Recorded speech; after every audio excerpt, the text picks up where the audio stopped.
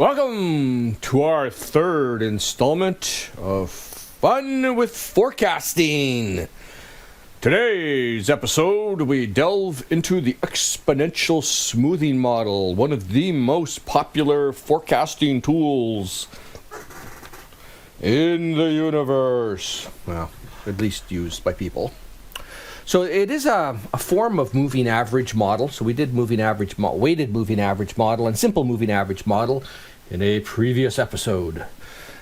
And here it is another form of it's a smoothing model, and it is a moving average model. It's just that we use what we base it on is slightly different, and the way we choose the weights is slightly different. There is only one weight.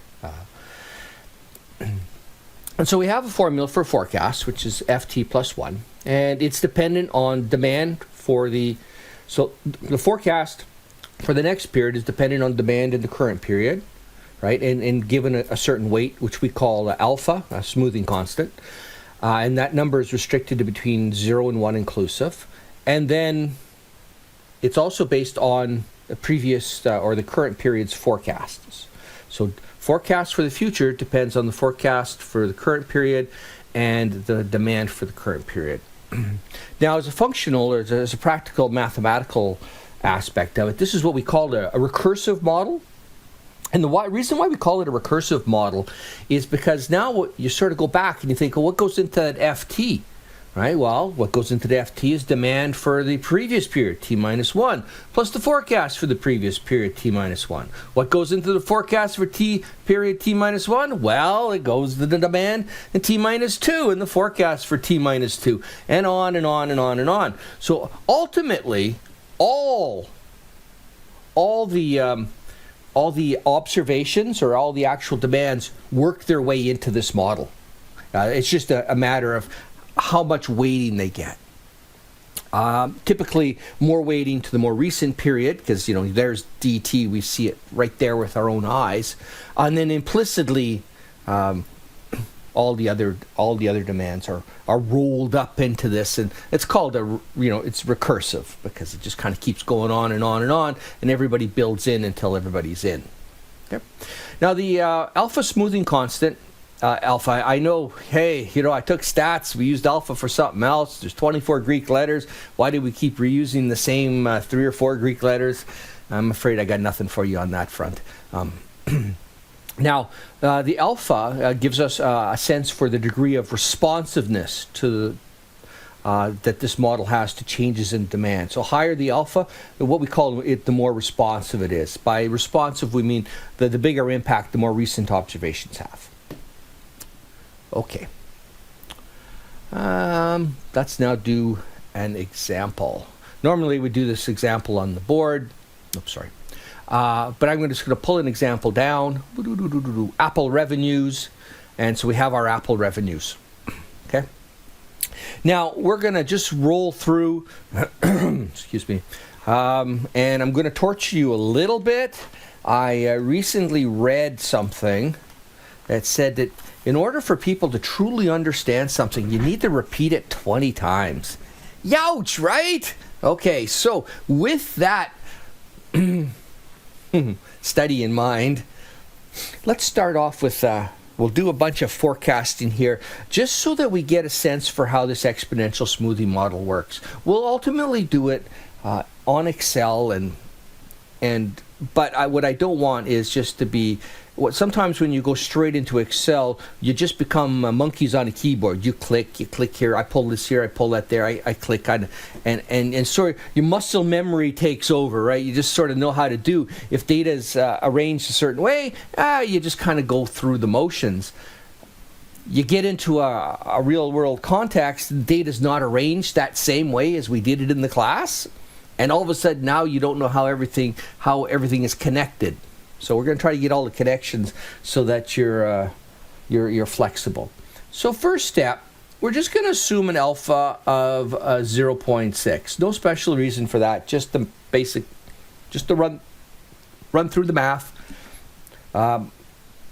Nothing magical about the 0.6. So as you can see, when we look at the formula for an exponential smoothing model, what do we have? Well, ft plus 1 equals to alpha dt plus 1 minus alpha ft. Well, I need to make a forecast for a period. So, for instance, let's say we wanted to find the forecast for 2015. Right? Well, what would that look like? Well, it'll be alpha times by the demand for 2014 plus 1 minus alpha times by the forecast for 2014. Okay, so that's okay. Do we have demand for 2014? Yeah. Do we have a forecast for 2014? No. Right? So when we do something like this, we end up having to make a sort of, we have to bootstrap a little bit. We need a starting point. Okay, so clearly we can't start 2014 because I got nothing to base 2014 on, right? So we do have a demand. If we can make we can sort of work a little bit in that we can take that 2015 and maybe we'll just use the naive model. What it is in 2015, same as it was in 2014. Now, you could use any forecasting method to start this process off. The exponential smoothing model requires us to make a sort of an initial start or make an initial forecast based on whatever. It can be based on judgment methods.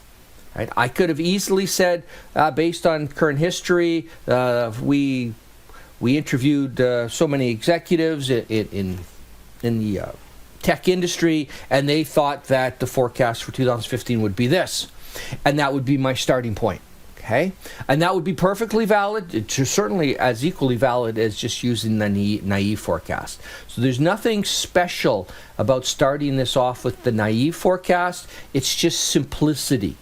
I'm just trying to keep it simple, where we don't need to have a big long discussion as to where did that initial value come from. Again, could have just plucked a number out of the sky as a starting point, and then when you went back to look at your notes, you go, wow, how did Wesley get this number? And you go, brrr, guy. And this way now we sort of know, but it's not like this naive forecast is necessarily a better method than just plucking it out of the sky, though, or asking experts, so-called. So we look and we say, okay, so if demand 14 was $182.4 billion.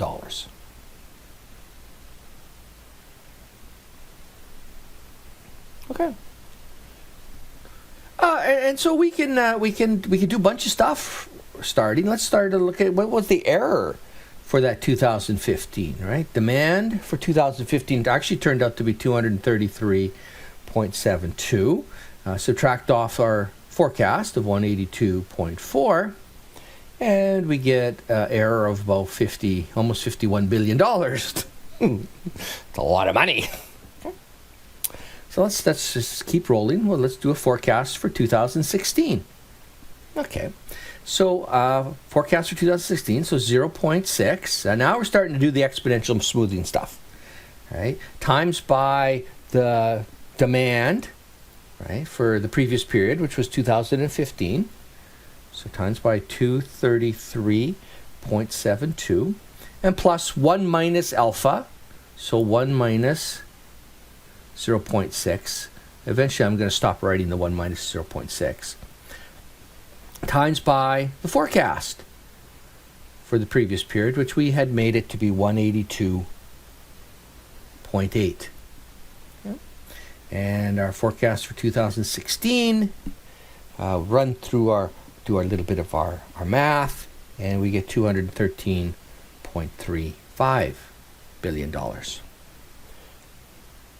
Again, we can check our error for 2016.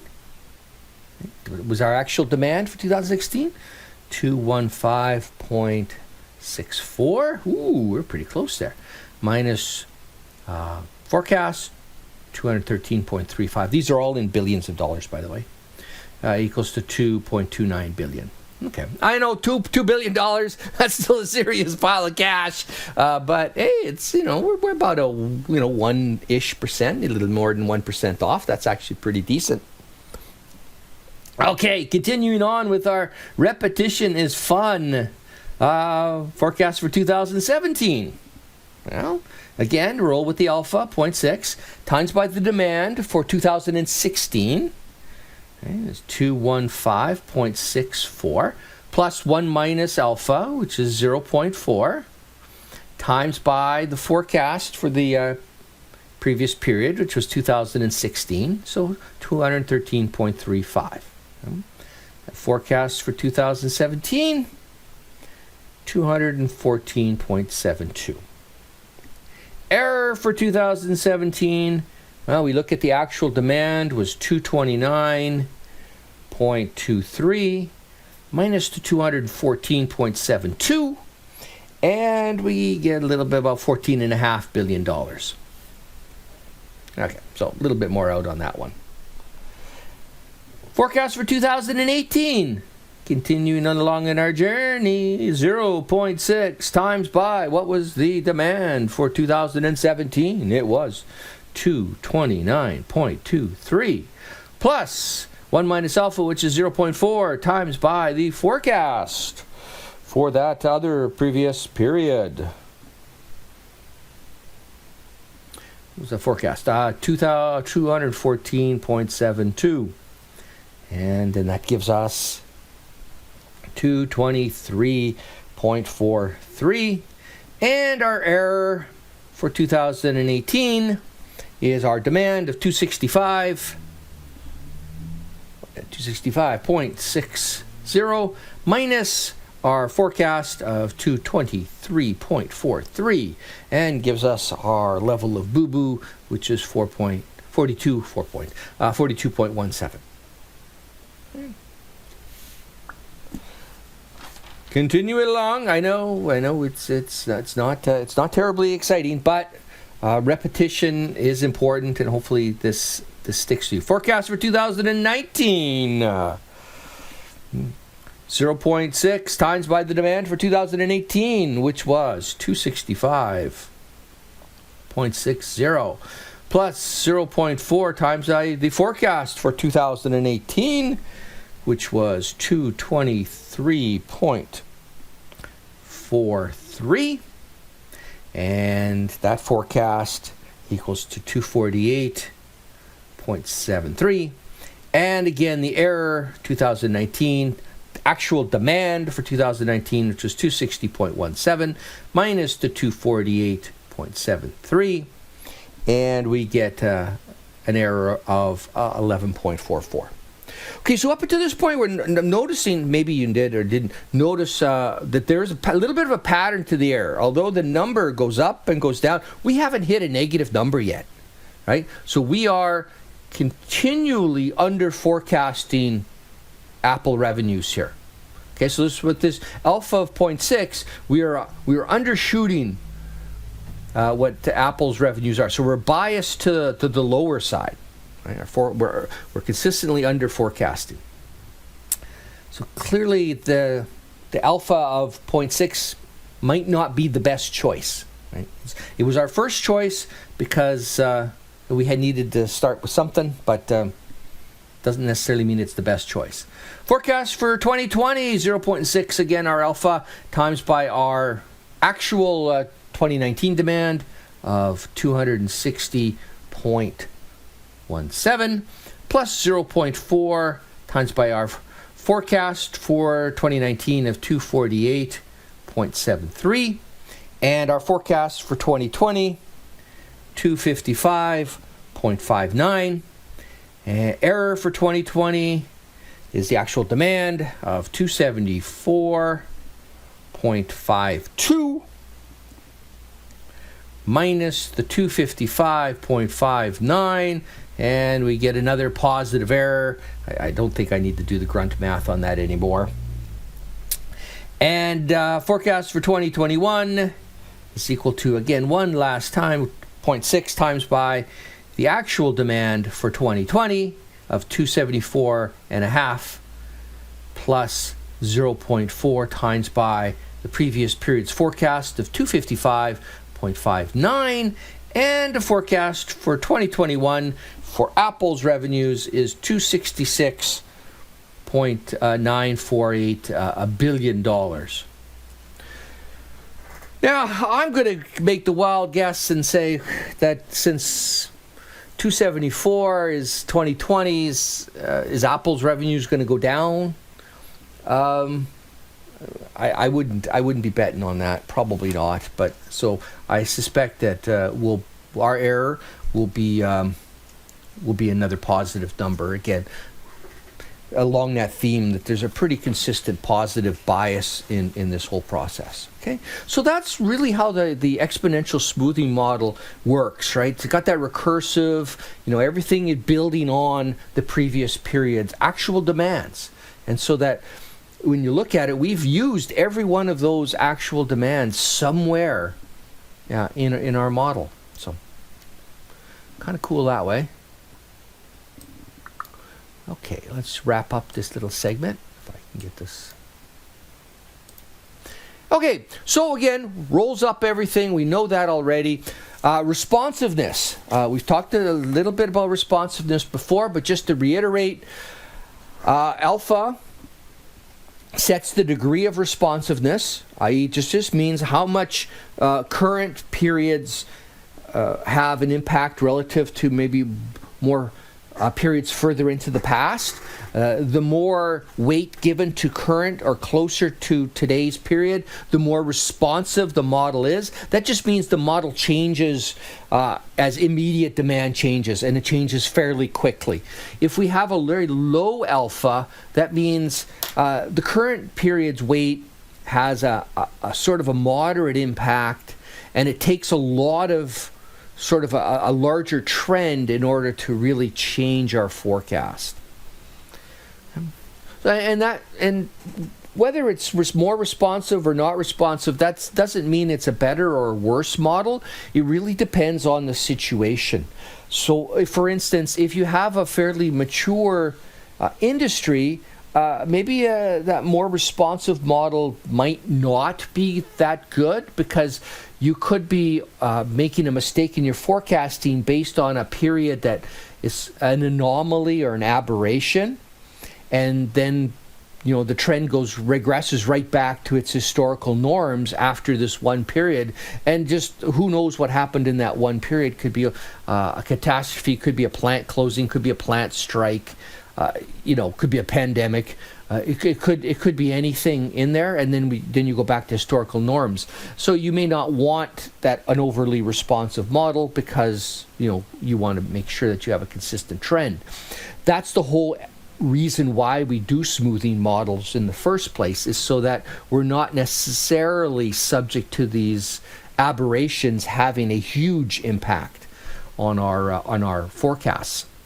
But there may be the case where you're in a fast-changing, dynamic business where things do bounce around like that, and you do want a more responsive model, because what happened in the most immediate period does have a really huge impact on what's going to happen in the current period or in the future period. And then you want to have that responsive model. So the responsive model thing, that's a business decision. Now we can model it, we can mathematically come up, and we'll do that at the end. I'll wrap this all up into Excel. We'll use Solver, we'll find the optimal value for alpha mathematically, but we don't want to suspend our business judgment because the mathematics say something. Okay, we still need to use our common sense, for lack of a better word. Okay. So more randomness,